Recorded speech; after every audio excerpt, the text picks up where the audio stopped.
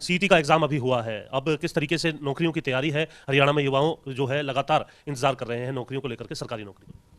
सीटी के एग्ज़ाम में जो हमारा कॉमन एलिजिबिलिटी टेस्ट है उसमें लगभग 7,73,572 लोग अपीयर हुए थे, जिसमें से 3,53,526 लोग उत्तीर्ण हुए हैं।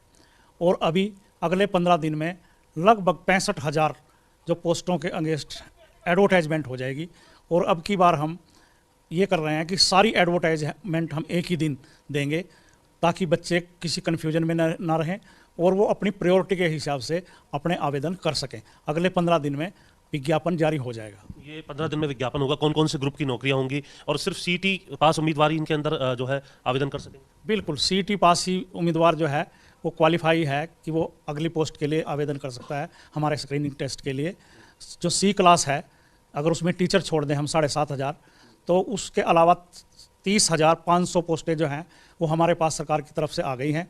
और 6,000 पुलिस की कांस्टेबल की भर्ती सरकार ने हमारे को करने के लिए कहा, जिसमें 5,000 मेल और 1,000 फीमेल कैंडिडेट, और इसके साथ टीजीटी 7,500। अगर इन सब का टोटल करें लगभग 42,000 से ऊपर सी क्लास के लिए, और डी क्लास के लिए लगभग 20,000 आवेदन के लिए हम अप्लाई कराएंगे बच्चों से अभी। और पहले चरण में लगभग 14,000 के लिए अप्लाई करेंगे डी में, क्योंकि डी का अभी सीईटी होना है और वो प्रस्तावित है 4-5 मार्च और 10 और 11 मार्च को। कितने लोग सर उसके अंदर आवेदन कर चुके हैं डी क्लास के लिए, ग्रुप के लिए अगर हम बात करें? डी क्लास और सी क्लास में लगभग सभी कैंडिडेट बराबर कैंडिडेट थे जिन्होंने अप्लाई किया था, 11,22,000 लोगों ने। तो अब हमने उनका अवलोकन किया तो हमने ये पाया कि लगभग 10.5 लाख जो कैंडिडेट हैं वो कॉमन हैं डी और सी में। कुछ 17,000 कैंडिडेट ऐसे हैं जिन्होंने डी नहीं भरा, उन्होंने सिर्फ सी भरा था। तो एक तरह से ये अनुमान है कि 10,54,000 लोग जो हैं डी के लिए अपीयर होंगे।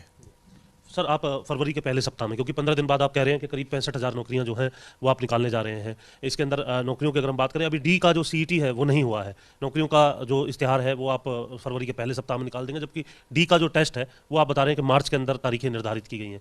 ये किस तरीके से होगा सर? हमने जैसे सी का लिया है एग्ज़ाम और अब रिजल्ट भी दे दिया है, इससे पहले हम सी की एडवर्टाइजमेंट कर चुके हैं एक तरह से।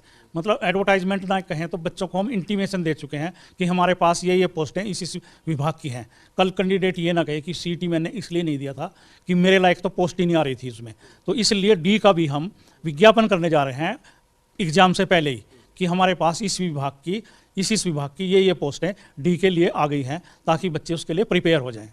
डी में कौन कौन सी सर पोस्टें रहेंगी अगर हम बात करें ग्रुप डी के अंदर जो आप निकालने जा रहे हैं? डी में लगभग 36 तरह की पोस्टें हैं। चौकीदार है, माड़ी है, अर्दली है, धोबी है, नाई है, बेलदार है। इस तरह की बहुत सी पोस्टें हैं जो डी क्लास में आती हैं, जिनको चतुर्थ श्रेणी कहते हैं। सर सीईटी जो अभी हुआ उसके अंदर कुछ त्रुटियां जो है वो पाई गई, कुछ का कहना था कि पीपीपी की वजह से सही अंक नहीं मिले हैं, कुछ खामियां जो है छात्रों की तरफ से उसमें बताई गई, उसको लेकर के क्या विचार किया जा रहा है? ये हमारा पहला प्रयास था और पहले प्रयास में कुछ न कुछ त्रुटियां रह जाती हैं, और हमने ये कहा था अपने जो नोटिफिकेशन में कि हम सारी वेरिफिकेशन जो है वो PPP के आधार पे करेंगे। तो PPP में ही कुछ त्रुटियां पाई गई हैं, तो इसलिए हम एक पोर्टल खोल रहे हैं कि अगर किसी कैंडिडेट को कोई क्लेम करना है या किसी को विड्रॉल करना है, किसी ने क्लेम किया कि मेरे घर में नौकरी नहीं है और वो 1,80,000 की कैप में आ गया, क्योंकि सरकार ने नीति बनाई है कि अगर घर में नौकरी नहीं भी है और 1,80,000 रुपये से ज़्यादा उसकी इनकम है वार्षिक, तो उसको इसका लाभ नहीं मिलेगा। तो इस तरह की जो कुछ त्रुटियां हुई हैं कि जिसको नंबर मिलने चाहिए थे उसको मिले नहीं, किसी को नंबर जिसने क्लेम भी नहीं किया था वो परिवार पहचान के आधार पे ही हमने उसको नंबर दे दिए, ग्रांट कर दिए। तो इसलिए हम 15 दिन के लिए पोर्टल खोल रहे हैं ताकि इन सारी त्रुटियों को हम ठीक कर सकें। वो पोर्टल सर कहाँ पर जो है आवेदक जो है उसको देख सकते हैं, क्या उसका जो यूज़र नेम है वो रहेगा? वो ऑनलाइन ही है, ऑनलाइन ही बच्चों को हम एक लिंक देंगे, उस लिंक पे जाके, लिंक ही नहीं देंगे, एक प्रेस्क्राइब परफॉर्मा भी देंगे कि आपने अपनी कंप्लेंट या जो आपका क्लेम है वो उस परफॉर्मे में आपने फिलअप करना है। कब तक दूर कर दिया जाएगा सर? 15 दिन में तो आप खोलने की बात कर रहे हैं, उधर दूसरी तरफ नौकरियों के आवेदन इश्तिहार भी आप निकालने की बात कर रहे हैं। नहीं, ये जो अपडेट है और विज्ञापन है ये आपस में क्लैश नहीं करेंगे।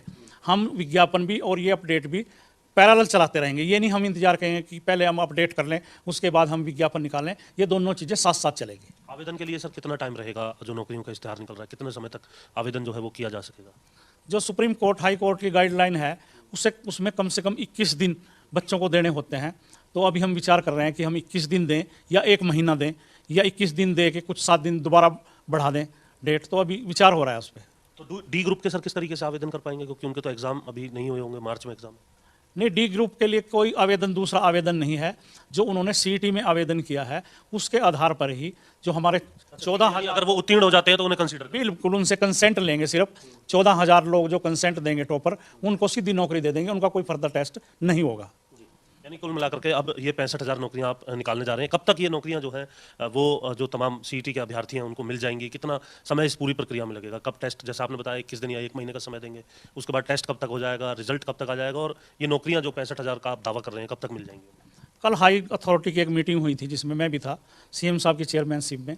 सीएम साहब ने 31 दिसंबर 2023 का हमने टारगेट दिया है, पर मुझे पूरी उम्मीद है कि अगर 31 दिसंबर नहीं तो 31 मार्च 2024 तक ये पूरा का पूरा 65,000 का जो भर्ती का टारगेट है हम अचीव करने में कामयाब होंगे।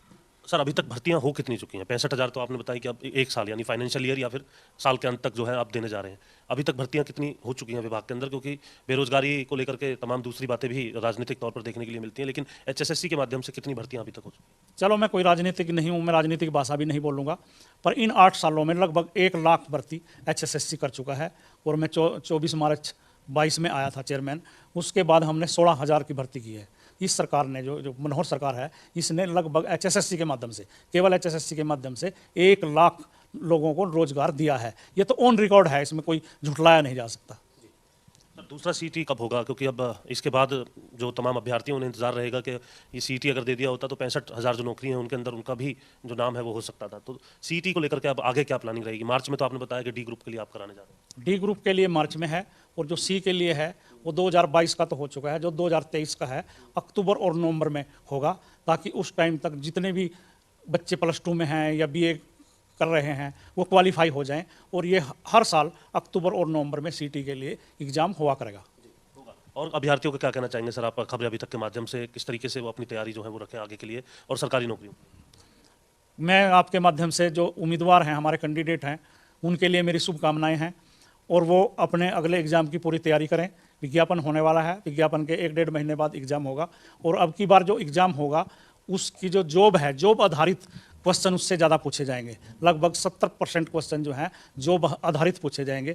जैसे कोई व्यक्ति जेई सिविल है तो हम जेई इंजीनियरिंग उससे 70% पूछेंगे, 30% हम बाकी चीज़ें पूछेंगे, जिसमें 10 नंबर का कंप्यूटर जरूरी है, और 20 नंबर में हम सारा अवेयरनेस, जीके, हरियाणा की जीके, ये इस तरह की सारी बातें पूछेंगी। तो हम एक नया ट्रेंड शुरू कर रहे हैं, जॉब ओरिएंटल जो वो है सिलेबस, अब की बार हम ज़्यादा वह पूछेंगे।